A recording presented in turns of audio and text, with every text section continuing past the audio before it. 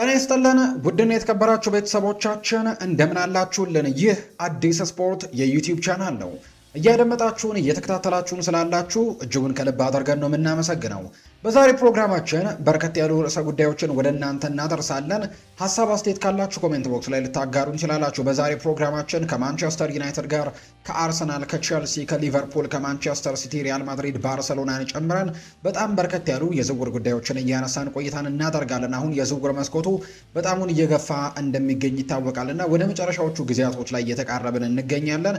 በእነዚህ በቀሩት የዝውውር ቀናቶች ደግሞ ትልልቆቹ የአውሮፓ ክለቦች ምን አይነት ዝውውሮችን ለማድረግ እንቅስቃሴዎችን እያደረጉ ነው የሚለውን ጉዳይ በዛሬ ፕሮግራማችን በስፋት ለማዳሰስ ሙከራዎችን የምናደርግ ነው የሚሆነው። እንግዲህ ከማንቸስተር ዩናይትድ ጋር በተያያዘ አሁንም የሚነሱ የዝውውር ጉዳዮች እንዳሉ ይታወቃል። በተለይ አሰልጣኝ ሚኬል ካሪክ ማለት ነው ይህንን እንግዲህ ተጫዋቾች እንዲፈርሙለት በትልቁ እንደሚፈልግ በተደጋጋሚ እየተናገረ ነው የሚገኘው።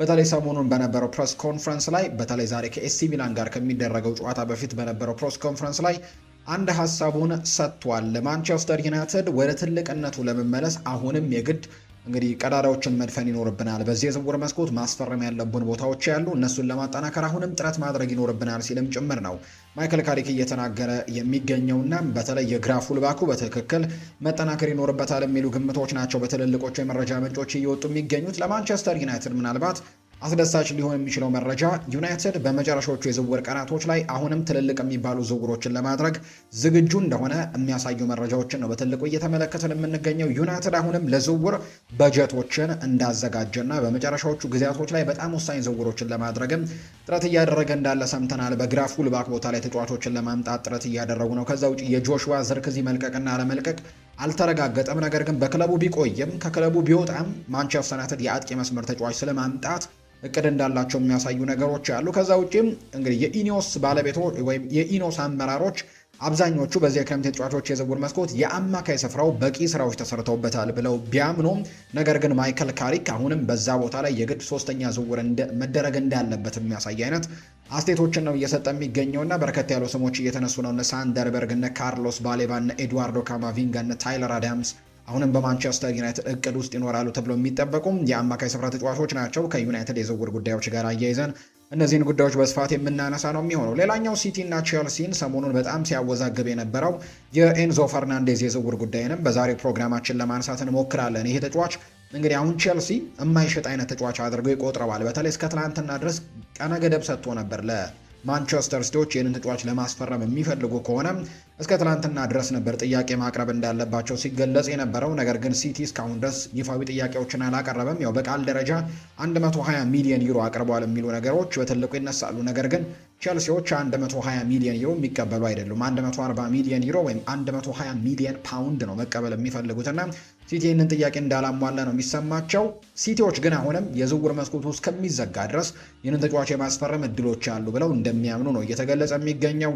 ዛሬ ወዳጅነት ጨዋታ አድርገዋል። እንግዲህ ኤንዞ ፈርናንዴዝም እንዲሁ በቡድን ስብስብ ውስጥ እንደነበር ጭምር የምናስታውሰው ነውና በቀጣይ የዚህ ተጫዋች ማረፊያ የት ይሆናል? በቼልሲ ይቀጥላል አሊያስ ደግሞ ወደ ማንቸስተር ሲቲ ሊያመራ የሚችልበት እድሉ አለው። እሱንም እንመለከታለን። በተለይ ሲቲ ሮድሪን ለመሸጥ በጣም ከጫፍ ደርሷል። እንዲሁ ቲያኒ ራይንደርስ ወደ ሳዑዲ እንደሚሄድ የተረጋገጠ ጉዳይ የሆነ መጥቷልና በዚህ ምክንያት የአማካይ ስፍራውን በደንብ ማጠናከር ይኖርበታል ተብሎ ይታሰባል። ኤንዞ ፈርናንዴስ ሁነኛ ምርጫ እንደሚሆን ነው ለኤንዞ ማሬስካ እየተነገረ የሚገኘው። እሱን ጉዳይ እናነሳለን። ዛሬ ከምናነሳቸው ጉዳዮች መካከል ነገ ምሽት የሚደረገውን የኮሚን ሺልድ የፍጻሜ ጨዋታን በተመለከተ የምንነግራችሁ ጉዳዮች ያሉ ማንቸስተር ሲቲ እና አርሰናል ናቸው ይህንን ጨዋታ የሚያደርጉት። ከጨዋታው ጋር አያይዘን አንዳንድ ጉዳዮችን እናነሳለን። ከዛ ውጭ ግን የአርሰናል ዝውውር ጉዳዮችንም በጥቂቱ ለመዳሰስ እንሞክራለን። ከኮሚን ሺልዱ የፍጻሜ ጨዋታ ቀደም ብሎ አሰልጣኝ ሚካኤል አርቴታ በጣም ሰፊ ቆይታዎችን አድርጓል።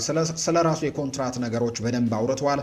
ከዛ ውጪ ተጫዋቾችን ለማስፈረምም ጥረት የሚያደርጉበት የዝውውር መስኮት እንደሆነ ጭምር ይፋ አድርጓል። በተለይ በግራው የማጥቃት ክፍል ላይ አሁንም ተጫዋቾችን እየተመለከቱ ነው። እርግጥ ነው በዛ ቦታ ላይ ጥሩ ተጫዋቾችን የማግኘት እድላቸው ጠባብ ሆኗል። በተለይ ከገበያው ላይ ካለው የዋጋ አንጻር ተመጣጣኝ የሚባሉ ዝውውሮችን ለማድረግ እጅግ በጣም አስቸጋሪ እንደሚሆንባቸው ያምናሉ። ያም ይሆን ከሆነ ደግሞ ጋብሪኤል ማርቲኔሊ ሊያስቀጥሉ የሚችሉበት እድሉ እንዳለ ተነግሯል። ጋብሪኤል ማርቲኔሊም ሰሞኑን ከጋላት ሳራይ ጋር በትልቁ ስሙ ሲነሳ ነበር። ነገር ግን አሁን ላይ የመልቀቅ እድሉ ጠባብ ሆኗል። እሱም ቢሆን በይፋ ምላሽ ሰጥቷል።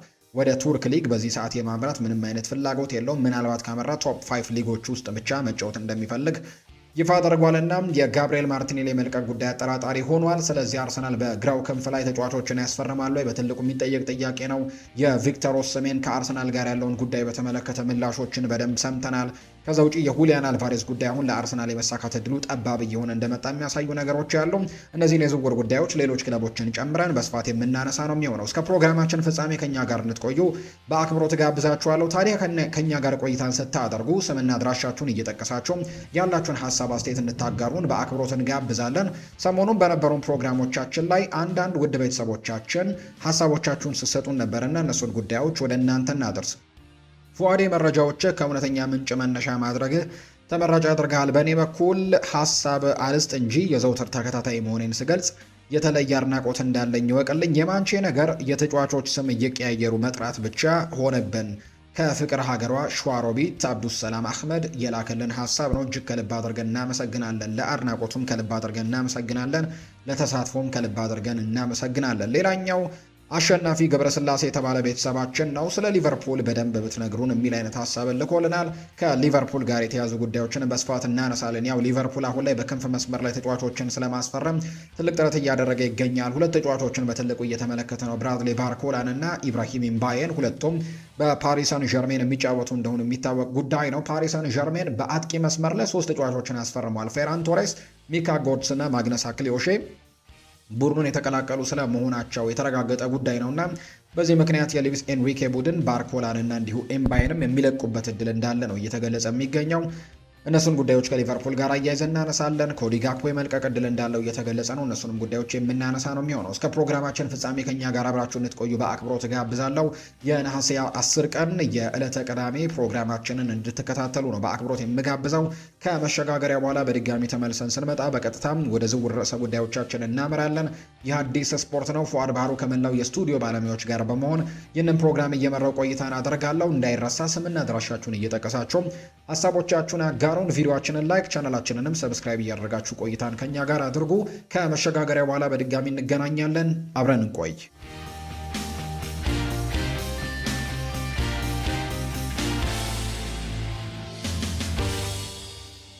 ከመሸጋገሪያው በኋላ በድጋሚ ተመልሰን ተገናኘን። ውድ ቤተሰቦቻችን እያደመጣችሁን እየተከታተላችሁን ስላላችሁ እጅጉን ከልብ አድርገን ነው የምናመሰግነው። የምሽቱን የዝውውር ጉዳዮችን በስፋት የምናነሳበትን የዛሬ ፕሮግራምን ነው እያደመጣችሁ የምትገኙት። ሰፋ ያሉ ርዕሰ ጉዳዮችን ወደ እናንተ እያደረስን ቆይታን እናደርጋለን። እንደተለመደው ወደ መጀመሪያው ርዕሰ ጉዳያችን ነው የምናመራው። የማንቸስተር ዩናይትድ የዝውውር እቅዶችን በተመለከተ ዛሬም ሰፋ ያሉ ጉዳዮችን ወደ እናንተም የምናደርስ ይሆናል። ውድ ቤተሰቦቻችን ሰሞኑን ማይክል ካሪክ አንድ ሀሳብን ሰጥቶ ተመልክተነዋል። በተለይ ከማንቸስተር ዩናይትድ የዝውውር ጉዳዮች ጋር በተያያዘ ነው ሰፋ ያሉ ጉዳዮችን እንዳነሳ የተመለከትነውና በርካታ የማንቸስተር ዩናይትድ ደጋፊዎችም በዚህ አስተያየት በጣም ደስተኞች እንደሆኑ ጭምር ነው የተነገረው። ያው በርከት ያሉ አሰልጣኞች በተለይ በክለብ ውስጥ ሲኖሩ የባለቤቶቹን ሀሳብ የሚደግፉ አይነት አስተያየቶችን በርከት ያሉ ጊዜያቶች ሲሰጡ ተመልክተናል። ነገር ግን ማይክል ካሪክ አሁንም ቢሆን ማንቸስተር ዩናይትድ በዚህ የክረምት ተጫዋቾች የዝውውር መስኮት ተጫዋቾችን ማምጣት እንዳለበት ነው እየተናገረ የሚገኘው። ያው ኢኒዮሶች ላይም የተወሰኑ ጫናዎች እንዲደረጉ ጭምር ፍላጎት እንዳለው ወይም ደግሞ ኢኒዮሶች ተጫዋቾችን እንዲያመጡ ፍላጎት እንዳለው የሚያሳይ አይነት ሀሳብን ነው እየተናገረ የሚገኘው። እኛ ትልቅ ቡድንን ለመገንባት ጥረት እያደረግን ነው። እርግጥ ነው አሁን ያሉት ተጫዋቾችም በጣም ትልልቅ ተጫዋቾች ናቸው፣ ወይም ትልቅ ቡድን ለመስራት በጣም ጥሩ ናቸው። ነገር ግን የሚጎለን ቦታ አለ ሲልም ይናገራል። የሚጎድሉ ቦታዎች ላይ ደግሞ በሚቀጥሉት የዝውውር ቀናቶች ላይ እንቅስቃሴዎችን ማድረግ አለብን ሲልም ጭምር ነው ማይክል ካሪክ ሰሞኑን በተለይ ዛሬ ኤሲ ሚላን ጋር ካደረገው ጨዋታ በፊት በነበረው ፕሬስ ኮንፈረንስ ላይ ነው ይህንን ሀሳብ በስፋት የተናገረውና የማንቸስተር ዩናይትድ ደጋፊዎች መስማት የሚፈልጉት አይነት አስተያየት ይመስላል። ምክንያቱም በዚህ የዝውውር መስኮት እስካሁን ቀዝቀዝ ያሉ ጊዜያቶችን እንዳሳለፉ ይሰማቸዋል ማንቸስተር ዩናይትዶች። እርግጥ ነው መጀመሪያ አካባቢ ላይ ሁለት ተከታታይ ዝውውሮችን ባደረጉ ጊዜ ማንቸስተር ዩናይትድ በዚህ የዝውውር መስኮት በጣም ብዙ ዝውውሮችን ሊያደርግ እንደሚችል ፍንጮችን የተመለከትንበት ነበር። ነገር ግን አንዳንድ መሰናክሎች እንደገጠሟቸው በርካቶች ይናገራሉ። ለምሳሌ ማኑኤል ኡጋርቴን የመሸጥ እቅድ ነበራቸው። ማርከስ ራሽፎርድንም በዚህ የክረምት ተጫዋቾች የዝውውር መስኮት የመልቀቅ ፍላጎቱ እንደነበራቸው ይታወቃል። ከዛ ውጪ ጆሹዋ ዝርክዚንም ከነሱ ተጫዋቾች ገንዘቦችን የመሰብሰብ ፍላጎት እንደነበራቸው የሚጠቁሙ መረጃዎች እንዳሉ ግልጽ ነው። ነገር ግን አሁንም ቢሆን ይሄ ቡድን መጠናከር ያለበት ቦታ አለ ብሏል አሰልጣኝ ማይክል ካሪክ። በተለይ ሁለት ቦታዎች መጠናከር እንዳለባቸውን በትክክል መናገር ይቻላል። በተለይ የግራ ፉልባክ ቦታ አሁንም ተተኪ ይፈልጋል። ሉክ ሾው በዛ ቦታ ላይ እርግጥ ነው በጣም ጥሩ ተጫዋች እንደሆነ ምንም ጥያቄ የለውም። ነገር ግን ሁለት ነገሮች ይነሳሉ። አንደኛው የተጫዋቹ እድሜ መግፋት። ስለዚህ ማንቸስተር ዩናይትድ በሚቀጥሉት ጊዜያት ላይ ይህንን ተጫዋች ስለመተካት የግድ ማሰብ አለበት። ወጣት ተጫዋቾችን ማምጣት ካለበትም ማምጣት ያለበት በዚህ የዝውውር መስኮት ነው። ከሱ እንኳን ልምዶችን እንዲቀስሙና የተወሰኑ ጨዋታዎችን የጨዋታ እድሎችን እንዲያገኙ ማለት ነውና በሚቀጥሉት እሱ ከለቀቀ በኋላ ወጣት ተጫዋችን ማምጣት በዛ ቡድን ላይ እንግዲህ እንደገና ያ ተጫዋች ወይም ያ ወጣትና ታዳጊ ተጫዋች እንደገና ልምዶችን እንዲያገኝ ጊዜ መጠበቅ ነው። ስለዚህ ካሁኑ ሉክ ሾው ባለበት ቦታ ላይ ተጫዋቾችን በማምጣት አንደኛ ሉክ ሾው ረጅም ጊዜያቶችን በተለይ በአውሮፓ ቻምፒየንስ ሊግ፣ በፕሪሚየር ሊግ፣ በኤፍኤ ካፕ፣ በካራባኦ ካፕ እያንዳንዱ ጨዋታዎች ላይ መሰለፍ አይችልም። እድሜውም እየገፋ ነው። የጉዳት ሪስክ ያለበት ተጫዋች ነው። ስለዚህ ያንን ነገሮችን ማድረግ አይችልም። ነገር ግን ወጣት ተጫዋቾች የሚመጡ ከሆነ አንዳንድ ትልልቅ ጨዋታዎች ላይ ሉክ ሾውን መጠቀም የሚቻል ከሆነ ይህ ወጣት ተጫዋች ደግሞ ቡድኑን መርዳት የሚችል ልምዶችን በደንብ መቅሰም የሚችል ሌሎች ጨዋታዎች ላይ መሰለፍ የሚችል አይነት ተጫዋች ሆኖ ለማንቸስተር ዩናይትድ ለረጅም ጊዜ ማገልገል የሚችል አይነት ተጫዋች ይሆናል ተብሎ ስለሚጠበቅ ማንቸስተር ዩናይትድ ያንን ቦታ የግድ ማጠናከር ይኖርበታል ተብሎ እንደሚጠበቅ ነው የመረጃ ምንጩ ይፋ ያደረገው። እርግጥ ነው በርከት ያሉ ስሞችም አሁን ከማንቸስተር ዩናይትድ ከዛ ቦታ ጋር እየተያዙ ይገኛሉ። ሰሞኑን በነበሩን ፕሮግራሞቻችን ላይ በጣም በስፋት እንዳነሳናቸው የሚታወስ ጉዳይ ነው። በዚህ የክረምት የተጫዋቾች የዝውውር መስኮት ምናልባት ከቡድኑ ይለቃሉ ተብለው ከማንቸስተር ዩናይትድ ይሰናበታሉ ተብለው ከሚጠበቁ ተጫዋቾች መካከል አንደኛው የነበረው ጆሹዋ ዘርክዚ እንደነበር እናስታውሳለን። ይህ ተጫዋች በተለይ ከወደ ጣሊያን በጣም በርከት ያሉ ፈላጊዎች እንደነበሩት የሚታወቅ ነው። የጣሊያኑ ክለብ የጂያምፔሮ ጋስፔሬኒ ሮማ ይህንን ተጫዋች ለማስፈረም ፍላጎቶች እንደነበሩት የሚያሳዩ መረጃዎች ሲወጡ ነበር። ከዛ ውጪ ሌላኛው ዩቬንቱስም የዚህ ተጫዋች ፈላጊ እንደነበር የሚያሳዩ መረጃዎች በትልቁ ሲወጡ እንደነበር እናስታውሳለን። በተለይ ዩቬንቱስ በዚህ የክረምት ተጫዋቾች የዝውውር መስኮት ዱሻን ቭላሆቪችን ወደ ቱርክ፣ ከዛ ውጪ ጆናታን ዴቪድም ከክለቡ እንደሚለቅ እየተረጋገጠ የሚገኝ መሆኑን ተከትሎ በአጥቂ መስመሩ ላይ መሳሳት ይገጥመዋል። በዚህ ምክንያትም የማንቸስተር ዩናይትዱን ጆሹዋ ዘርክዚን ማምጣት የተሻለ አማራጭ ነው ብለው አስበው ነበር። ከዛ ውጪ ተጫዋቹም በጣሊያን ሴሪኤ ምን ያክል ጥሩ ነገሮችን ማሳየት እንደሚችል ከዚህ በፊት በቦሎኛ በነበረበት ጊዜ አሳይቶ ነበርና ከቦሎኛም ነበር ጥሩ ነገሮችን አሳይቶ ወደ ማንቸስተር ዩናይትድ መምጣት እንደቻለ የሚታወቀው። እርግጥ ነው በማንቸስተር ዩናይትድ የሚጠበቀውን ያክል ፐርፎርማንስ ማሳየት አልቻለም። ተጫዋቹ ከፊት 9 ቁጥር ተጫዋች ይልቅ ደግሞ ባህሪያቶቹ ለ10 ቁጥር ተጫዋች የሚቀርቡ አይነት እንደሆነ ይነገራል። በጣም ሊንካፖችን መስራት የሚችል አይነት ተጫዋች ተደርጎ ነው የሚቆጠረውና ከኳስ ጋር ምቾት ያለው ተጫዋች ነው። ነገር ግን አጨራረስ ላይ ጥያቄዎች ይነሱበታል፣ ፍጥነት ላይ ጥያቄዎች ይነሱበታል እና በዚህ ምክንያት ማንቸስተር ዩናይትድ የመሰለፍ እድሎችን አልሰጠውም። ባለፈው የውድድር ዓመትም ብዙ የሚባሉ የጨዋታ ደቂቃዎችን ማግኘት እንዳልቻለም የሚታወቅ ጉዳይ ነው። ነገር ግን ከዚህ ክለብ ጋር ይለያያል፣ ወደ ሌሎች ክለቦችም ያመራል የሚሉ ጉዳዮች በስፋት ሲነሱ የነበረ ቢሆንም ሰሞንኛ የሚወጡ መረጃዎችን ግን እየተመለከትን ያለ ነው ደግሞ ተጫዋቹ ምናልባት በማንቸስተር ዩናይትድ ሊቆይ የሚችልበትም እድል እንዳለ የሚጠቁሙ ነገሮች ያሉ። አንደኛ ተጫዋቹም በማንቸስተር ዩናይትድ የሚሆን በሌሎች ቦታዎች ላይ ያው በቋሚነት መሰለፍ ለየትኛውም ተጫዋች ፍላጎት እንደሆነ ምንም ጥያቄ የለውም።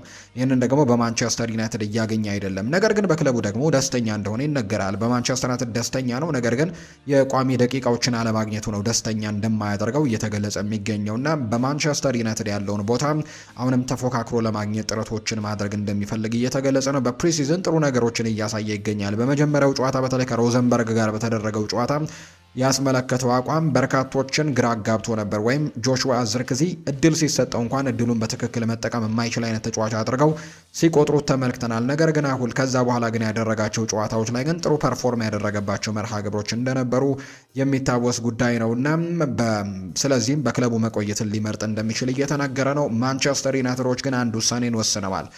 ጆሹዋ ዘርክዚ በክለቡ ቢቆይም ባይቆይም ማንቸስተር ዩናይትድ በሚቀጥለው ክረምት የተጫዋቾች የዝውውር መስኮት ወይም በዚህ የክረምት የተጫዋቾች የዝውውር መስኮት የግዴታ ተጫዋች አምጥተው በሚቀጥለው የውድድር ዓመት ከቤንጃሚን ሼስኮ ጋር መፎካከር የሚችል ለቡድኑ በጣም ጥሩ አገልግሎቶችን መስጠት የሚችል ተጫዋችን ለማምጣት ጥረት እያደረጉ እንደሚገኙ ይታወቃል።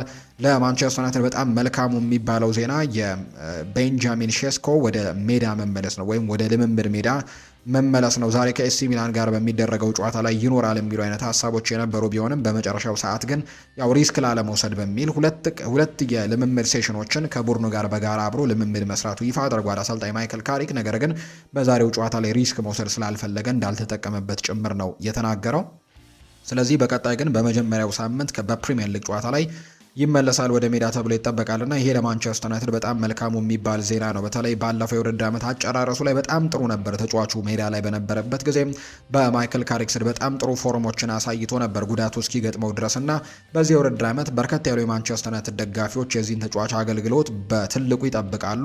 አዲሱ 9 ቁጥር ለባሽ ሆኗል። ስለዚህ ጆሹዋ ዝርክዚ ከጉዳት መመለሱ ለማንቸስተር ዩናይትድ በጣም መልካሙ የሚባለው ዜና ይሆናል ተብሎ ይታሰባል። አጥቂ መስመሩን የግራ ፉልባኩን ማጠናከር ለማንቸስተር ዩናይትድ አማራጭ የሌለው ጉዳይ እንደሆነና እነዚህን ቦታዎች በትክክል መመልከት እንዳለበት የሚታወቅ ጉዳይ ነው። ሌላኛው ደጋፊዎች ጥያቄ እያነሱ የሚገኙት ከአማካይ ስፍራው ጋር በተያያዘ ነው። ማንቸስተር ዩናይትድ አሁንም ቢሆን የአማካይ ስፍራውን ማደስ አለበት የሚሉ በጣም በርከት ያሉ ደጋፊዎች ናቸው።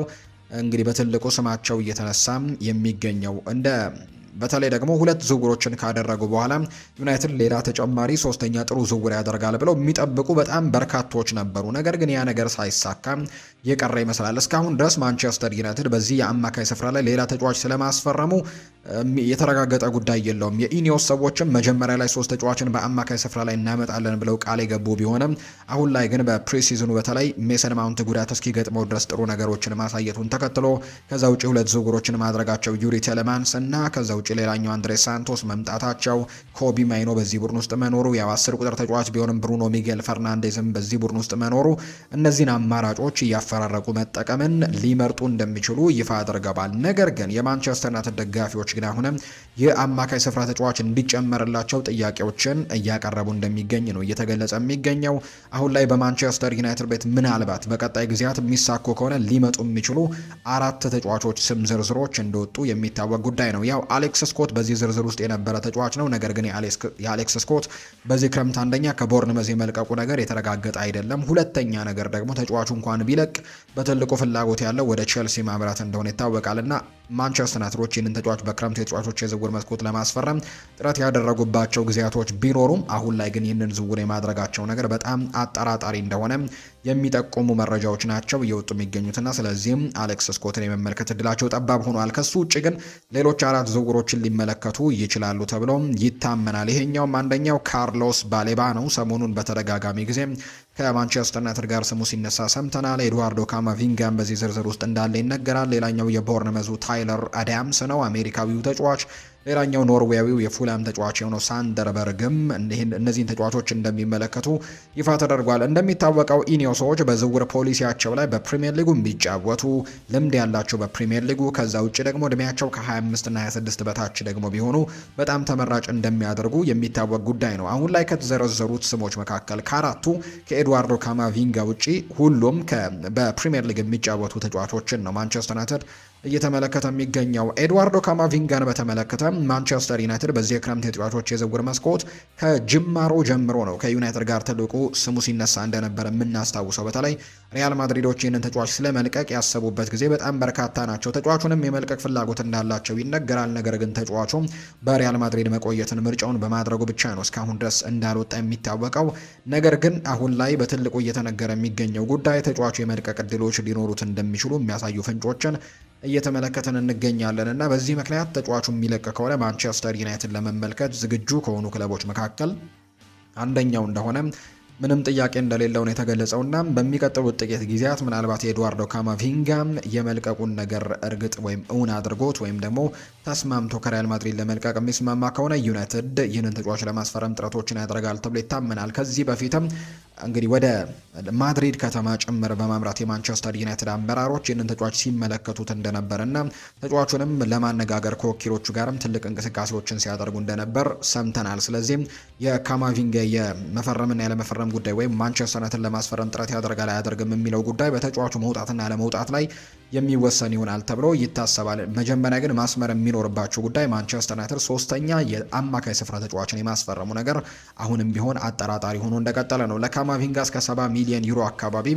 እንደሚጠየቅበት ነው በማድሪድ በኩል እየተገለጸ የሚገኘው። አሁን ላይ እንግዲህ ገበያው ላይ እየተመለከተን ከምንገኛቸው ዋጋዎች መካከል ግን ምናልባት ተመጣጣኝ የሚባል አይነት ዋጋ ተደርጎ ይቆጠራል። በርከት ያሉ እንግዲህ ዋጋዎችን የተመለከተን እንደሆነ በጣም ትልልቅ ዋጋዎች ሲጠቀሱ እንሰማለን። ይህ ተጫዋች ደግሞ በአማካይ ስፍራ ላይ መጠቀም ይቻላል። ከዛ ውጭ ደግሞ በግራ ፉልባክነትም መጠቀም የሚቻል አይነት ተጫዋች ተደርጎ ስለሚቆጠር ማለት ነው። ባለፈው የውድድር ዓመት በሪያል ማድሪድ በላሊጋው 29 ጨዋታዎች ላይ ያው አብዛኞቹን ጨዋታዎች ተቀይሮ እየገባም ቢሆን መጫወት የቻለበት አጋጣሚ ጭምር እንዳለው ይታወቃልና ወደ 29 ጨዋታዎችን በላሊጋው ላይ አድርጓል። ይሄ ፈረንሳዊ ተጫዋች እድሜው ገና 23 ነው። ከዚህ በላይም የማደግ አቅሞች እንዳሉት በርካቶች ይናገራሉና የተሻሉ ጊዜያቶችን ምናልባት በማንቸስተር ዩናይትድ ምናልባት የሚፈርም ከሆነ ሊያሳልፍ እንደሚችል ነው የሚታመነው። ሌላኛው ግን ምናልባት የማንቸስተር ዩናይትድ ደጋፊዎች ቢመጣ ደስ ይላቸዋል ተብሎ የሚታሰበው ተጫዋች ካርሎስ ባሌባ ነው። ምክንያቱም ይሄ ለማንቸስተር ዩናይትድ በጣም ራሱን ያዘጋጀ ተጫዋች ማንቸስተር ዩናይትድን መቀላቀልና ለማንቸስተር ዩናይትድ መጫወት ምን ያክል ትልቅ ፍላጎት እንዳለው ባለፉት ጊዜያት በትክክል እያሳየ ይገኛል። ዩናይትድ ጥያቄ ያቀርበለት እንጂ ለዚህ ተጫዋች ወይም ደግሞ ዩናይትድ የብራይተንን ፍላጎት ወይም ደግሞ ብራይተን የሚጠይቀውን ዋጋ አካባቢ ያቅርብ እንጂ ተጫዋቹ ዝግጁ ነው። የግላዊ ስምምነቶች እንኳን ችግር ይሆኑበታል ተብሎ አይጠበቅም። ይሄኛው ተጫዋች ወይም ካርሎስ ባሌባ ለማንቸስተር ዩናይትድ መጫወት ትልቁ ህልሙ እንደሆነ በተደጋጋሚ ጊዜ እየተገለጸ ይገኛል። የቁርጭምጭሚት ጉዳት ገጥሞታል የሚሉ መረጃዎች ቢወጡም ያ ጉዳት ግን ያን ያክል የከፋ አይደለም። ምናልባት ጥቂት የሚባሉ የመጀመሪያ ሳምንት ጨዋታዎች ላይ ባይኖር ብቻ ነውና ዩናይትድ በድጋሚ ሊመለከት የሚችልበት እድሉ እንዳለ እየተገለጸ ይገኛል። የማንቸስተር ዩናይትድ ደጋፊዎችም ተጫዋቹ ለማንቸስተር ዩናይትድ ጥሩ ግልጋሎቶችን ይሰጣል ብለው ያምናሉ። ከዛ ውጭ ደግሞ ለቡድኑ ያለው ቁርጠኝነትና ለዚህ ቡድን ለመጫወት ያለው ቁርጠኝነት ደግሞ ቢፈርም የተሻሉ ነገሮችን ማድረግ ይችላል የሚሉ አይነት ሀሳቦችን እንዲያነሱ አድርጓቸዋል። ሌላኛው ሳንደርበርግ የተባለው ተጫዋች ነው።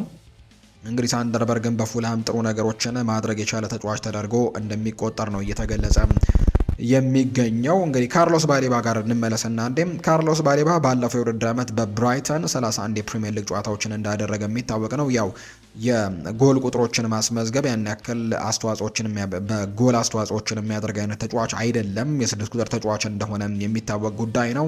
ባለፈው የውድድር ዓመት ግን ለብራይተን 31 ያክል ጨዋታዎችን እንዳደረገ የሚታወቅ ነው። ከዛ በፊት በነበረው ሲዝን ግን በ2024/25 የውድድር ዓመት ማለት ነው 34 ጨዋታዎችን አድርጎ 4 የጎል አስተዋጽኦችን አድርጎ እንደነበር እናስታውሳለን። ይህንንም ተጫዋች ለማስፈረም ዩናይትዶች እንቅስቃሴ ያደርጉበታል ተብሎ የሚጠበቅ ተጫዋች ይሆናል ተብሎ ይታሰባል። ሌላኛው እንዳልኳችሁ ሳንደርበርግ ነው።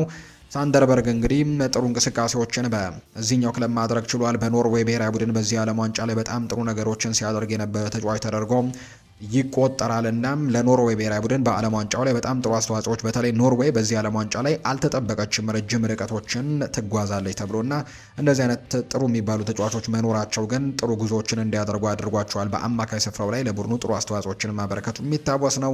ባለፉት ዓመታት በፉላምና በበርንሌ በፕሪሚየር ሊግ ጥሩ ልምድ ያካበተ ተጫዋች ተደርጎ ይቆጠራል። የጉዳት ሪከርዶቹ ያን ያክል የማይባሉ ጥሩ ተጫዋች እንደሆነ ይነገራል። እድሜው 28 ነው። እርግጥ ነው ቶሎ መፍትሄዎችን መስጠት የሚችል አይነት ተጫዋች ተደርጎ ይቆጠራል። ያው ለረጅም ጊዜ ፕሮጀክት የምትገነባበት አይነት ተጫዋች ተደርጎ አይቆጠርም እድሜው 28 ከመሆኑ ጋር በተያዘ ነገር ግን ለቶሎ ውሳኔዎች ደግሞ ለቶሎ ደግሞ ቡድኑን ለማገዝ ግን ጥሩ ነገሮችን ማድረግ ይችላል ተብሎ ይታሰባል። አምና በፕሪሚየር ሊጉ 35 ያክል ጨዋታዎችን ማድረግ የቻለ ተጫዋች እንደሆነ እየተገለጸ ይገኛልና ይህንንም ተጫዋች ሌላኛው ማንቸስተር ዩናይትድ የሚመለከተው ተጫዋች እንደሆነ ነው እየተገለጸ የሚገኘው።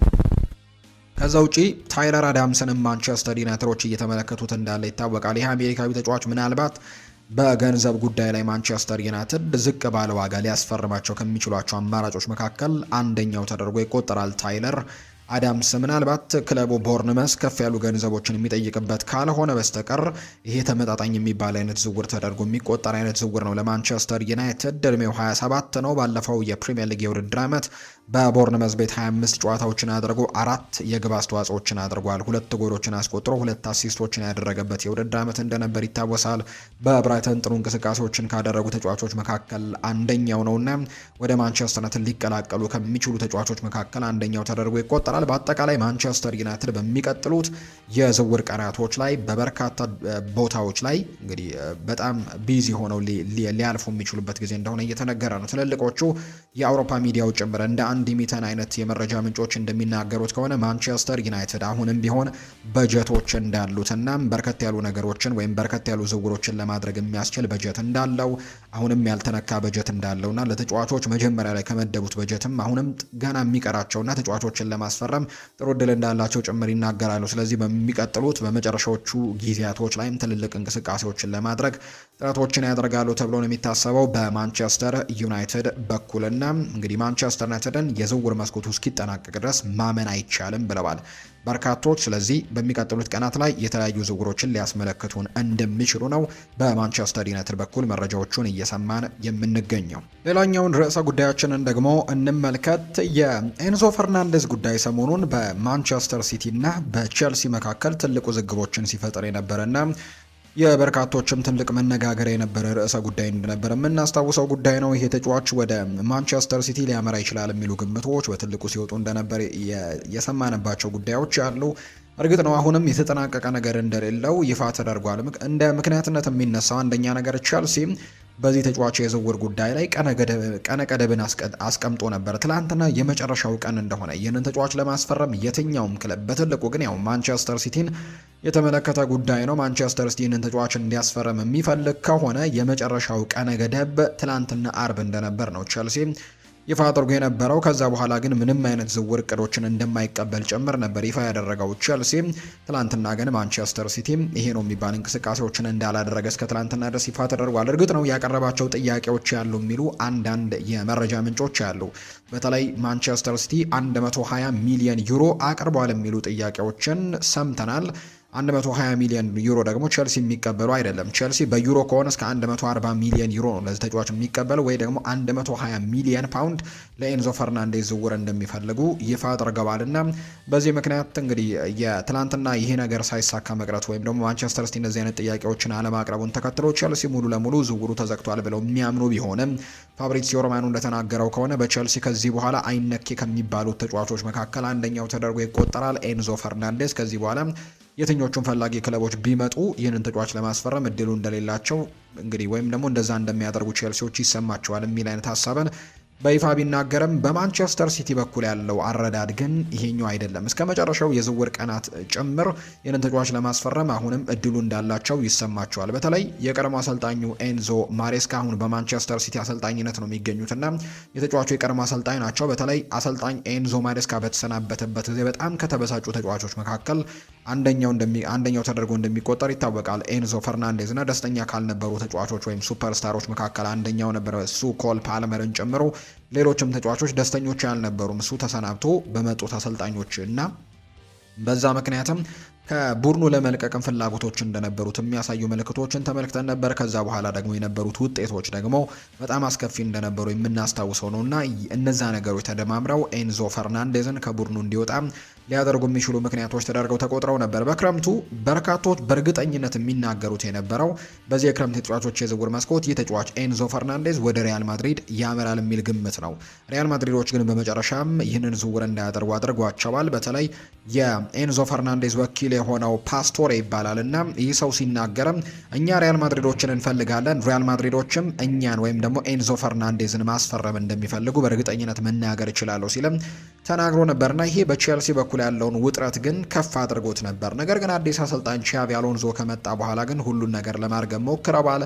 ተጫዋቹ ምንም ጥያቄ የለውም ታለንትድ እንደሆነ፣ ባለፈው የውድድር ዓመት ለቼልሲ ሁሉን ነገር ያደረገ ተጫዋች እንደሆነ፣ ለቼልሲ በጣም ወሳኝ ተጫዋች እንደሆነ ምንም ጥያቄ የለውም እና ያው አብዛኞቹ በተለይ የቼልሲ ደጋፊዎችና የቼልሲ አመራሮች ትልቁን ቁጣ ያደረጉበት ጉዳይ ከሪያል ማድሪድ ጋር ስሙ እንዲነሳ ማድረጉ፣ ወደ ሪያል ማድሪድ የማምራት ፍላጎቶች እንዳሉት በግልጽ መናገሩ፣ እነዚህ ነገሮች ናቸው እንዲቆጡ ያደረጋቸው እንጂ ከዛ ውጭ ግን ያለው ይሄ ተጫዋች ለዚህ ቡድን ወሳኝ ተጫዋች እንደሆነ ምንም ጥያቄ የለውም። በተለይ ኮል ፓልመር አምና ጥሩ ባልነበረበትና በውድድር ዓመቱ በርካታ ጊዜያቶች ላይ በጉዳት በተቸገረበት ጊዜ ይሄ ተጫዋች ነበር ቡድኑን እየታደገ ሲወጣ እንደነበር የምናስታውሰው። አምና በሊጉ 36 ያክል ጨዋታዎችን አድርጓል። 2 ጨዋታዎች ቅጣት ተጥሎበት ነበር። በቼልሲ በአሰልጣኝ ሊያም ሮስኒየር ስር ነበር ቅጣት እንደጣለበት የሚታወሰው። ያው ቅጣቱ ቀጥታ ሊያም ሮስኒየር የጣሉበት ነው ብሎ አይታሰብም። የቼልሲ አመራሮች በዚህ ቅጣት ላይ ትልቁን ድርሻ እንደሚወስዱ በርካቶች ይናገራሉ። ነገር ግን 2 ወሳኝ ጨዋታዎች ላይ ከማንቸስተር ሲቲ ጋር ከተደረገ አንድ ጨዋታና እንዲሁ ሌላ አንድ ጨዋታ ተጨምሮ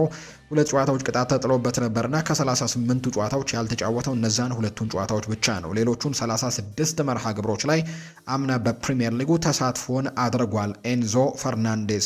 በእነዚህ 36 ጨዋታዎችም ደብል ዲጂት የጎል ቁጥሮችን ያስመዘገበ ተጫዋች ሆነው ተመዝግቧል። 10 ጎሎችን በአምናው የውድድር ዓመት እንግዲህ ማስቆጠር የቻለ ተጫዋች ተደርጎ እንደሚቆጠር ነው እየተገለጸ የሚገኘው። 10 ጎሎችን አስቆጥሯል በአጠቃላይ በአምናው በፕሪሚየር ሊግ የውድድር ዓመት ላይ ብቻ ማለት ነውና በዚህ ምክንያትም ኤንዞ ፈርናንዴዝ ለዚህ ቡድን ምንም ጥያቄ የለውም ወሳኝ ተጫዋች እንደሆነ የሚያሳዩ መረጃዎች ናቸው የተመለከትነው። እርግጥ ነው ከሱ በላይ ጎሎችን ያስቆጠረ ተጫዋች ያለ ዣኦ ፔድሮ ነው። በርከት ያሉ ጎሎችን ያስቆጠረው 15 የፕሪሚየር ሊግ ጎሎችን ያስቆጥሯል። በአጠቃላይ በውድድር ዓመቱ ደግሞ 20 ጎሎችን ማስቆጠር ችሏል ዣኦ ፔድሮ። ነገር ግን ኤንዞ ፈርናንዴዝ ደግሞ እንግዲህ አብዛኛውን አማካይ ስፍራ ላይ የሚያሳልፍ ተጫዋች እንደሆነ ይታወቃል። ባለፈው የውድድር ዓመት 15 ጎሎችን በሁሉም ውድድሮች ላይ ለቼልሲ ማስቆጠር ችሏል። 10 ጎሎች ደግሞ በፕሪሚየር ሊጉ የተገኙ ጎሎች እንደነበሩ ጭምር የተመለከትነውና የቡድኑ ሁለተኛው ቶፕ ስኮረር ነበር። ባለፈው የውድድር ዓመት ከዣኦ ፔድሮ 20 ግቦች በመቀጠል እሱን 15 ግቦችን አስቆጥሮ እንደነበር የተመለከትነው። በፕሪሚየር ሊጉ 10 ጎሎችን ያስቆጥረዋል። በአውሮፓ ቻምፒየንስ ሊግ 3 ጎሎችን እንዲሁ አስቆጥሯል። አጠቃላይ 4 አሲስቶችንም በፕሪሚየር ሊጉ አድርጓል። በአጠቃላይ ጥሩ የሚባል የውድድር ዓመትን ነው በቼልሲ ቤት ማሳለፍ እንደቻለ የምናስታውሰው ጉዳይ ነውና በዚህ ምክንያት በርካታ ፈላጊዎች እንደሚኖሩት እርግጥ ነው። ነገር ግን ተጫዋቹን ለማስፈረም አሁን ውድ ዋጋ ተለጥፎበታል። እርግጥ ነው በዚህ የዝውውር መስኮት እየተመለከተን ያለናቸው ዋጋዎች እጅግ በጣም ውድ እንደሆኑ ይታወቃል። ኤንዞ ፈርናንዴዝ ራሱን ያረጋገጠ ተጫዋች ነው። ገና ወጣት ነው። 25 ዓመቱ ላይ ነው የሚገኘው። በሚቀጥሉት የውድድር ዓመታትም ገና ብዙ ማበርከት የሚችልባቸው ጊዜያቶች እንዳሉት ይታመናልና ማንቸስተር ሲቲም የቀድሞ አሰልጣኙ ኤንዞ ማሬስካም ይህንን ተጫዋች ለማስፈረም አሁንም ፍላጎታቸውን ይቀጥላሉ ተብሎ ይታሰባል። ማንቸስተር ሲቲ በተለይ በዚህ የክረምት የተጫዋቾች የዝውውር መስኮት በርካታ ወሳኝ የሚባሉ ተጫዋቾችን በተለይ ልምድ ያላቸውን ለቡድኑ በጣም ልምዶችን የሚያካፍሉ በቡድኑ ውስጥ መሪ ከሚባሉ ተጫዋቾች አብዛኞቹን አጥቷል። አብዛኞቹ ደግሞ በአማካይ ስፍራ ላይ የሚጫወቱ ተጫዋቾች እንደሆኑ ይታወቃል። ለምሳሌ ያክል በርናርዶ ሲልቫ የክለቡን ካፕቴን በዚህ የክረምት ተጫዋቾች የዝውውር መስኮት በነፃ ለቀዋል። ወደ ሪያል ማድሪድ ማምራቱ የሚታወስ ነው። አሁን ላይ ሮድሪ ወደ ባርሴሎና ለማምራት እጅጉን በጣም መቃረቡ የሚታወቅ ጉዳይ ነው። ከዛ ውጪ ሌላኛው ተጫዋች ጆን ስቶንስም ያው የተከላካይ ስፍራ ተጫዋች ቢሆንም በፔፕ ጓርዲዮላ ስር ግን አንዳንድ ጨዋታዎች ላይ በአማካይ ስፍራ ላይም ግልጋሎቶችን ሲሰጥ የምናስታውሰው ጉዳይ ነው እና ይህም ልምድ ያለው ተጫዋች በቡድን ውስጥ በጣም ትልቅ ልምዶችን የሚሰጥ ከዛ ውጪ ደግሞ በጣም አመራሮችን የሚሰጡ ተጫዋቾች በሙሉ ነው እየለቀቁ የሚገኙት። ከዛ ውጪ በአማካይ ስፍራ ላይ ሌላኛው ተጫዋች ቲያኒ ራይንደርስንም ማጣታቸው ይታወቃል። ወደ ሳዑዲ አረቢያ ሊግ አልቃዲሺያ ለማምራት መስማማቱ የሚታወቅ ጉዳይ ነው እና በጣም በርከት ያሉ ወሳኝ የሚባሉ ተጫዋቾችን በተለይ ልምዶችን ያካበቱ ለዚህ ቡድን መሪ ናቸው የሚባሉ ተጫዋቾችን ያጣው። ኤንዞ ፈርናንዴዝ ደግሞ የቼልሲ መሪ ከሚባሉ ተጫዋቾች መካከል አንደኛው እንደሆነ ይታወቃል። ለዚህ የአማካይ ስፍራ በተለይ በወጣቶች ይህንን የአማካይ ስፍራ ለመገንባት ጥረት እያደረጉ ነው አሰልጣኝ ኤንዞ ማሬስካ። እንግዲህ ኤሊዮት አንደርሰንን አስፈርመዋል ከኖቲንግሃም ፎረስት። ከዛ ውጭ ሌላኛው ተጫዋች አዩብ ቦአዲ በቅርቡ ይፈርማል ተብሎ የሚጠበቀው የሊል 18 ዓመት ተጫዋች እንደሆነ ይታወቃል። እርግጥ ነው በጣም ሱፐርስታር ይሆናል ተብሎ ከሚጠበቁ ተጫዋቾች አንደኛው ነው። በሞሮኮ ብሔራዊ ቡድን በዚህ የክረምት የዓለም ዋንጫ ላይ ምን ያክል ትልቅ ነገሮችን ማበረከት እንደቻለ በጣም የበሰለ ተጫዋች እንደሆነ ያሳየበት ውድድር እንደነበር እናስታውሳለን። አፍተር ኦል ግን ይህ ተጫዋች ገና ታዳጊ የሚባል ነው። ገና 18 ዓመቱ ላይ የሚገኝ ተጫዋች ነው። በፕሪሚየር ሊግ ለፕሪሚየር ሊጉ በጣም አዲስ ነው። ስለዚህ ገና መላመዶችን የሚፈልግ አይነት ተጫዋች ነውና ለእንደዚህ አይነት ተጫዋቾች መነሳሳትን ለመስጠት ልምዶችን ለማካፈል በመልበሻ ክፍል ውስጥም ሌላ መሪ ለመሆን እንደዚህ አይነት ኤንዞ ፈርናንዴዝን የመሰሉ ትልልቅ ተጫዋቾች በማንቸስተር ሲቲ ቤት እንደሚያስፈልጉ ይረዳሉ አሰልጣኝ ኤንዞ ማሬስካና ያንን ዝውውር ለማድረግ ትልቅ ጥረቶችን እያደረጉ እንዳለ ነው እየተገለጸ የሚገኘው። አሁንም ቢሆን ቼልሲንን ተጫዋች የማይሸጥ ተጫዋች አድርገው እየቆጠረው ቢሆንም አሁንም ማንቸስተር ሲቲ ግን በሚቀጥሉት ጊዜያት ላይ ተጫዋቹን ለማስፈረም ጥረቶችን ያደርጋሉ ተብሎ ይታሰባል። በተለይ ከሮድሪ የሚያገኙት ደግሞ ከሮድሪ ሽያጭ የሚያገኙት ገንዘብ ለዚህ ተጫዋች ለማዋልም ወይም ደግሞ ለዚህ ተጫዋች ዝውውርም በጣም ይጠቅማቸዋል ተብሎ እንደሚታመን ነው እየተገለጸ የሚገኘው። ከሮድሪ እስከ 70 ሚሊዮን ዩሮ ለማግኘት ትልቅ ጥረቶችን እያደረጉ እንዳለ ይታወቃል። ከባርሴሎና ጋርም ለመስማማት በጣም ከጫፍ እንደደረሱና በቅርቡ ወደ ባርሴሎና እንደሚያመራ ይፋ አድርገዋል። በእርግጥ ኮሚሽን ጨዋታቸውን ያደርጋሉ ነገና ከዚህ ጨዋታ በፊት በነበራቸው ፕሬስ ኮንፈረንስ ላይ ሮድሪ ወደ ቡድኑ ተመልሷል የሚል አይነት አስተያየትን ሰጥቶ ነበር አሰልጣኝ ኤንዞ ማሬስካ። ነገር ግን ወደ ባርሴሎና የማምራቱ ጉዳይ እርግጥ የሆነ ይመስላል ወይም በዚህ ክለብ የመቆየቱ ነገር በጣም አጠራጣሪ እንደሆነና የመልቀቁ ዕድል በጣም ሰፊ እንደሆነ የሚታወቅ ጉዳይ ነውና ከሱ የሚያገኙት ገንዘብን ጨምረው ደግሞ ይህንን ተጫዋች ለማስፈረም ትልቅ ጥረቶችን ያደርጉበታል ተብሎ ይታሰባል። ልክ ቼልሲ ይህንን ተጫዋች ከቤኔፊካ በመጨረሻዎቹ ቀናቶች ላይ እንዳስፈረመ ሁሉ ማንቸስተር ሲቲ ይህንን ተጫዋች ከቼልሲ በመጨረሻዎቹ ጊዜያቶች ላይ ለማስፈረም ትልቅ ጥረት የሚያደርግበት የዝውውር መስኮት ይሆናል ተብሎ እንደሚጠበቅ ነው ይፋ እየተደረገ የሚገኘው። በአጠቃላይ በቀጣይ ኤንዞ ፈርናንዴዝ ጋር በተያዘ የሚነሱ የዝውውር ጉዳዮችን በስፋት የምናነሳ ነው የሚሆነው። ምናልባት እሱን የሚሸጡት ከሆነ ግን ቼልሲዎች ሌሎች የእሱን ተተኪዎች ለማምጣት ጥረቶችን እንደሚያደርጉ እርግጥ ነው። በዚህ የክረምት ተጫዋቾች የዝውውር መስኮት ዝውውሮችን እንዳደረጉ ይታወቃል። እነ ቫለንቲን ባርኮን ጨምሮ ማምጣታቸው የሚታወስ ነው። ከስትራስቡርግ የመጣ ተጫዋች ነው። ሌሎች ዝውውሮችንም አድርጓል። በአማካይ ስፍራው ላይም በሌሎች ቦታዎች ላይም እነ ጆርዳን ሄንደርሰንን ጨምሮና እንግዲህ ሌሎች ተተኪዎችንም ምናልባት የተጫዋች የሚለቅ ከሆነ ለማምጣት እንቅስቃሴዎችን ያደርጋሉ ተብሎ ይጠበቃል። ማንቸስተር ሲቲም በተለይ የቲያኒ ራይንደርስ ዝውውር ያልተጠበቀ ዝውውር ሆኖ ተቆጥሯል። በተለይ ከዚህ ክለብ ጋር እንደሚለይ በርካቶች እርግጠኞች ነበሩ። ነገር ግን ወደ ሳዑዲ አረቢያ ሊግ ያመራል የሚል ግምት በበርካቶች ዘንድ አልነበረም። ምናልባት ኖቲንግሃም ፎረስት ይህንን ተጫዋች ሊወስደው እንደሚችል ይታመን ነበር። ባለፈው የውድድር ዓመት በሲቲ ቤት ያሳለፍ እንጂ ከዛ በፊት በጣሊያን ሴሪ በኤሲ ሚላን ባሳለፈበት ጊዜ እጅግ በጣም አስደናቂ ተጫዋች እንደሆነ በደንብ አሳይቷል። ከዛ ውጪ የጣሊያን ሴሪኤም የአመቱ ምርጥ አማካይ ተብሎ ነው ወደ ማንቸስተር ሲቲ መምጣቱ የሚታወሰው። ነገር ግን በማንቸስተር ሲቲ ስኬታማ ጊዜን ማሳለፍ አልቻለም። አሁን ወደ ሳዑዲ አረቢያው ክለብ እንዳመራ ነው የመረጃ ምንጮቹ ይፋ እያደረጉ የሚገኙት። የአርሰናልን ጥቂት የዝውውር ጉዳዮች ደግሞ ወደ እናንተ እናደርስ ውድ ቤተሰቦቻችን። አርሰናል አሁንም በዝውውር መስኮቱ ላይ ጠንከር ያሉ እንቅስቃሴዎችን ለማድረግ ዝግጁ እንደሆነ አሰልጣኝ ሚኬል አርቴታ ይፋ አድርገዋል። በተለይ የኮሚን ሺልድ የፍጻሜ ጨዋታ ከማድረጋቸው በፊት በሰጡት ትላንትና የነበራቸው ፕሬስ ኮንፈረንስ ላይ ነው በርከት ያሉ ጉዳዮችን ያነሱት። ከጨዋታው ጋር በተያያዘ እንግዲህ በጣም ተጠባቂ ጨዋታ እንደሆነ ይታወቃል። በማንቸስተር ሲቲ እና በአርሰናል መካከል የሚደረግ የኮሚን ሺልድ ጨዋታ ነው። ይህ ጨዋታም ነገ ምሽት ይደረጋል። በአምራው የፕሪሚየር ሊግ አሸናፊና በኤፍኤ ካፕ አሸናፊ መካከል የሚደረግ ረጅም ጊዜ ቆየ እንግዲህ ጨዋታ እንደሆነ ይታወቃል። ይሄ መርሃ ግብር የፕሪሚየር ሊጉ ከመጀመሩ አንድ ሳምንት በፊት የሚደረግ ጨዋታ ነው። የተወዳጁ የእንግሊዝ ፕሪሚየር ሊግ ሊጀመሩ በጣም ጥቂት የሚባሉ ጊዜያቶች ናቸው እየቀሩ የሚገኙትና ከዛ በፊት የሚደረግ መርሃ ግብር እንደሆነ ይታወቃል። በተለይ ማንቸስተር ሲቲም አዲስ አሰልጣኝ ቀጥሮ ከዛ ውጭ በርከት ያሉ ተጫዋቾችን ደግሞ አሰናብቶና ሌሎች በርከት ያሉ ተጫዋቾችን አስፈርሞ የሚደረግ አይነት መርሃ ግብር ነው። አርሰናል አምና የፕሪሚየር ሊጉ ሻምፒዮን እንደሆነ ይታወቃል። በዚህ የውድድር ዓመትም በጣም ጠንከር ብሎ እንደሚመጣ በርካቶች በእርግጠኝነት እየተናገሩ ይገኛሉ። ይሄኛው ጨዋታም በጉጉት እንዲጠበቅ አድርጎታል። ከጨዋታው ጋር በተያያዘ ነበር እንግዲህ አሰልጣኝ ሚኬል አርቴታ ሰፋ ያሉ ቆይታዎችን ያደረጉትና ከዝውውር ጉዳይ ጋር በተያያዘ በርከት ያሉ ጥያቄዎች ቀርበውላቸው ተመልክተናል። በተለይ በዝውውር መስኮቱ ላይ ምን አይነት እንቅስቃሴዎችን ከዚህ በኋላ እንደሚያደርጉ ጭምር ጥያቄ ቀርቦላቸው ምላሾችን ሲሰጡ እንደነበር ጭምር ነው የተመለከትነው። አሁንም ቢሆን በዝውውር ገበያው ላይ ጥሩ የሚባሉ ዝውውሮችን ለማድረግ ዝግጁ እንደሆኑ ጭምር የሚያሳዩ ሀሳቦችን ነው ሲናገሩ እንደነበር የተመለከትነው። በቀጣይ እንግዲህ ክፍተት ያለብን ቦታዎችን ለመሙላት እንሞክራለን፣ ነገር ግን በሌሎች ክለቦች ላይ የተንጠለጠለ ነው ሲሉ ጭምር ይናገራሉ። እርግጥ ነው የዝውውር ጉዳዮች ሌሎች ክለቦች በመፈለግና በመፍቀድና ባለመፍቀድ ላይ የተንጠለጠለ እንደሆነ ይታወቃል። ከክለቦች ከዚህ ከአርሰናል ክለብም ሊለቁ የሚችሉ ተጫዋቾች እንዳሉ ጭምር ጠቆም አድርገዋል። ሰሞኑን በትልቁ ስማቸው የሚነሱ ተጫዋቾችን እየተመለከትን እንገኛለን። ጋብሪኤል ሄሱስ ከጣሊያኑ ክለብ ናፖሊ ጋር በትልቁ ስሙ እየተነሳ እንደሆነ ይታወቃል። ጋብሪኤል ማርቲኔሊ ሌላኛው ከቱርክ ክለብ ጋር በትልቁ ስሙ ሲነሳ የነበረ ተጫዋች ነው። ያው ከጋላት ሳራይ ጋር በትልቁ ስሙ ሲነሳ ነበር። ጋላት ሳራይና አርሰናልም ጥሩ ንግግሮችን አድርገው ነበር። ጋላት ሳራይ ይፋዊ ጥያቄዎችን እስከ ማቅረብ ገንዘቦችን እስከ ማቅረብ ድረስም የደረሰበት አጋጣሚዎች ነበሩ። ነገር ግን ተጫዋቹ ጋብሪኤል ማርቲኔሊ በዚህ ሰዓት ወደ ቱርክ የማምራት ምንም አይነት ፍላጎት እንደሌለው በይፋ መናገሩ የሚታወስ ጉዳይ ነውና በዚህ ምክንያት ወደ ቱርክ ሊግ ወይም ወደ ጋላት ሳራይ ሊያደርግ ይችላል የተባለው ዝውውር በዚህ ምክንያት እንደከሸፈ ነው በርካቶች እየተናገሩ የሚገኙትና ተጫዋቹ ወደ ቱርክ የማምራት ፍላጎት እንደሌለው በይፋ ተናግሯል። ምናልባት ክለቡን የሚለቀው በአውሮፓ ታላላቅ ሊጎች በአምስቱ የአውሮፓ ታላላቅ ሊጎች የሚገኙ ክለቦች ጥያቄ ካቀረቡለት ነው። በእንግሊዝ ፕሪሚየር ሊግ፣ በጀርመን ቡንደስሊጋ፣ በጣሊያን ሴሪኤ፣ በፍሬንች ሊግ ዋን እና እንዲሁ በስፓኒሽ ላሊጋ የሚገኙ ክለቦች ብቻ ጥያቄ ካቀረቡለት ክለቡን ሊለቅ ይችላል። ካልሆነ ግን ወደ ሌሎች ወደ ሳዑዲም ይሁን ወደ ቱርክ ሊግም ቢሆን የማምራት ምንም አይነት እቅዶች እንደሌሉት በይፋ ተናግሯልና ይሄ ምናልባት አርሰናሎች የዚህን ተጫዋች ዝውውር ጉዳይ አሁን ላይ ዘግየት እንዲያደርጉት ያደርጋቸዋል ተብሎ ይታሰባል። መጀመሪያም ቢሆን አርሰናል ይህንን ተጫዋች የሚለቁት ተተኪውን ካገኙ እንደሆነ ሲገለጽ ነበር። በተለይ በክንፍ መስመር ላይ የሚጫወት ተጫዋችን ለማስፈረም ትልቅ ጥረቶችን እያደረጉ እንዳለ ምንም ጥያቄ የለውም። ለምሳሌ ያክል የኬናን የልዲዝን ስም በተደጋጋሚ ሰምተናል።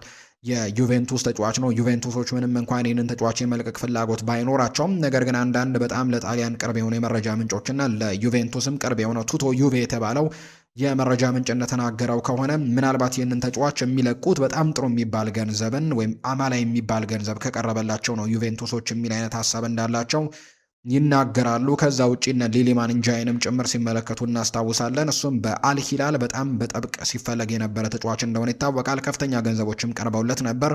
ነገር ግን ተጫዋቹ በዚህ ሰዓት ወደ ሳዑዲ ሊግ የማምራት ምንም አይነት ፍላጎት እንደሌለውና በፕሪሚየር ሊግ የመቀጠል ፍላጎት እንዳለው ተናግሯል። አርሰናል ከሚመለከቷቸው ተጫዋቾች መካከል አንደኛው እንደሆነ ይታወቃል። ሌላኛው ምናልባት ብራድሊ ባርኮላ ላይ እንቅስቃሴዎችን ሊያደርጉ እንደሚችሉ ይታመናል። እርግጥ ነው ሊቨርፑል ይህንን ተጫዋች ለማስፈረም በጣም ጥሩ እንቅስቃሴዎችን እያደረገ የሚገኘው ክለብ እንደሆነ ምንም ጥያቄ የለውም።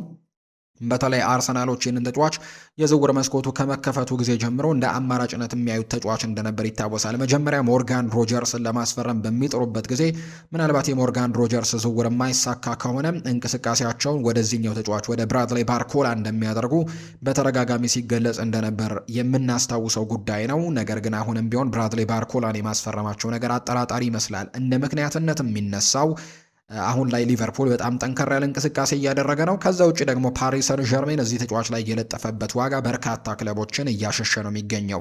145 ሚሊዮን ፓውንድ ወይም ደግሞ 170 ሚሊዮን ዩሮ ነው ከዚህ ተጫዋች ፓሪስ ሰን ዠርሜን የሚፈልገው። እርግጥ ነው በድርድር የተወሰኑ ቅናሾችን ሊያደርግ እንደሚችል እስከ 125 ሚሊዮን ፓውንድ አካባቢ ሊደርስ እንደሚችል እየተነገረ ቢሆንም ያ ዋጋም ቢሆን ግን እጅግ በጣም ውድ ተደርጎ ነው የሚቆጠረው። ሊቨርፑል እንኳን ያ ዋጋ እጅግ በጣም ውድ ነው ብለው እንደሚቆጥሩት ነው የመረጃ ምንጮቹ የሚናገሩትና አርሰናሎች እነዚህ ተጫዋቾችን ለማስፈረም ጥረት እያደረገ ነው። ከእነዚህ ተጫዋቾች ማምጣት የሚችለው ተጫዋች ካለ ነው ጋብሪኤል ማርቲኔሊ ለመልቀቅ ሀሳቡ እንዳለው የሚነገረው። አሁን ላይ ግን በገበያው ላይ ያን ያክል ሳቲስፋይ የሚያደርጋቸው ከዛ ውጭ በገንዘብ ነክ ጉዳዮች ላይ በተመጣጣኝ ዋጋ ሊገኝ የሚችል የክንፍ መስመር ተጫዋችን ማግኘት ምናልባት ለአርሰናል አስቸጋሪ ሊሆንባቸው እንደሚችል ይረዳሉ አርሰናሎች። በዛ ምክንያት አስቸጋሪ ሊሆንባቸው እንደሚችል ቢታመንም ምናልባት በቀጣይ ጊዜያት ግን ኬናን የልዲዝን በተመለከተ ጥሩ እንቅስቃሴዎችን ሊያደርጉ ይችላሉ ተብሎ ይታመናል። ከዛ ውጭ ግን ምናልባት አርሰናሎች ጋብሪኤል ማርቲኔሊ ለጋላታሳራይ የሚሸጡት ከሆነ አንድ ሀሳብን አቅደው ነበር ወይም አንድ እቅድ ነበራቸው። እሱን ሲሰጡት ቪክተር ኦሲሜንን የሚያመጡበትን መንገድ እንደሚፈልጉ ሲነገር ነበር እና በአጥቂ መስመር ላይ ቪክተር ኦሲሜንን ጥሩ አማራጭ አድርገው ይመለከቱት ነበር የሚሉ መረጃዎች ወጥተዋል። ቪክተር ኦሲሜንን በተመለከተ ትላንትናና ከትላንትና በስቲያ ከአርሰናል ጋር በጣም በትልቁ ስሙ ሲነሳ የነበረበት ምክንያትም ምናልባት ጋላታሳራይ የጋብሪኤል ማርቲኔሊን ዝውውር ማጠናቀቅ የሚችል ከሆነ አርሰናል ከዛው ክለብ ደግሞ የቪክተር ኦሲሜንን ዝውውር ለመመልከት እቅዶች እንዳሉት መታየቱን ተከትሎ ነበርና የእሱም ጉዳይ በዚህ የጋብሪኤል ማርቲኔሊ ውሳኔ ምክንያት የመሳካት እድሉ በጣም ጠባብ እንደሆነ ተነግሯል። ከዛ ውጭ ግን የጋላታሳራዩ ፕሬዝደንት ደግሞ በይፋ ለሚዲያዎች ቀርበው አንድ ሀሳብን ሰጥተዋል። በአርሰናል እየተፈለገ እንደሆነ ከተናገሩ በኋላ የተጫዋች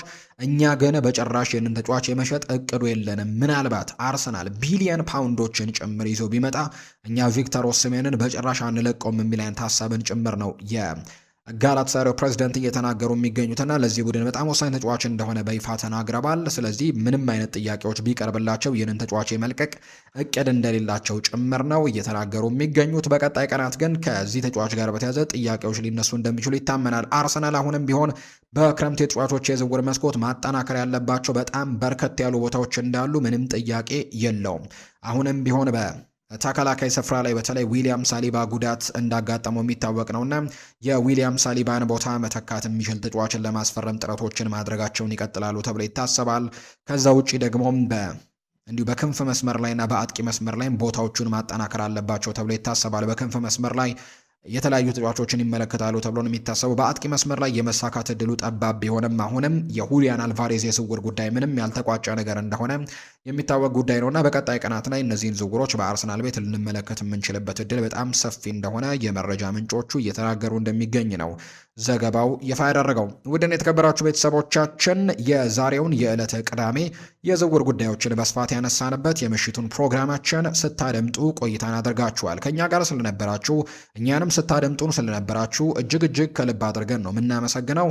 የተለያዩ ርዕሰ ጉዳዮችን ወደ እናንተ ስናደርስ ቆይታን አደረግን። በቀጣይ ፕሮግራሞቻችን እንደተለመደው ሌሎች ርዕሰ ጉዳዮችን፣ ሌሎች አዳዲስ መረጃዎችን ወደ እናንተ የምናደርስባቸውን ፕሮግራሞች ወደ እናንተ ይዘን የምንመጣ ይሆናል። ስላደመጣችሁኝ፣ ስለተከታተላችሁኝ፣ ከኛ ጋርም ስለነበራችሁ እጅግ ከልብ አድርገን እናመሰግናለን። በቀጣይ ፕሮግራሞቻችን ሌሎች ርዕሰ ጉዳዮችን ይዘን በድጋሚ እንገናኛለን። ለዛሬ ስላዳመጣችሁኝ ከልብ አድርጌ ያመሰገንኩኝ ፉአድ ባህሩ ከመላው የስቱዲዮ ባለሙያዎች ጋር በመሆን የዛሬን ፕሮግራም ወደ እናንተ ስናደርስ ቆይታን አድርገናል። አብራችሁኝ ስለነበራችሁም ከልብ አድርጌ ያመሰገንኩኝ። መልካም ጊዜ፣ መልካም ደግሞ ቀን እንዲሆንላችሁ ነው በአክብሮት የምመኘው።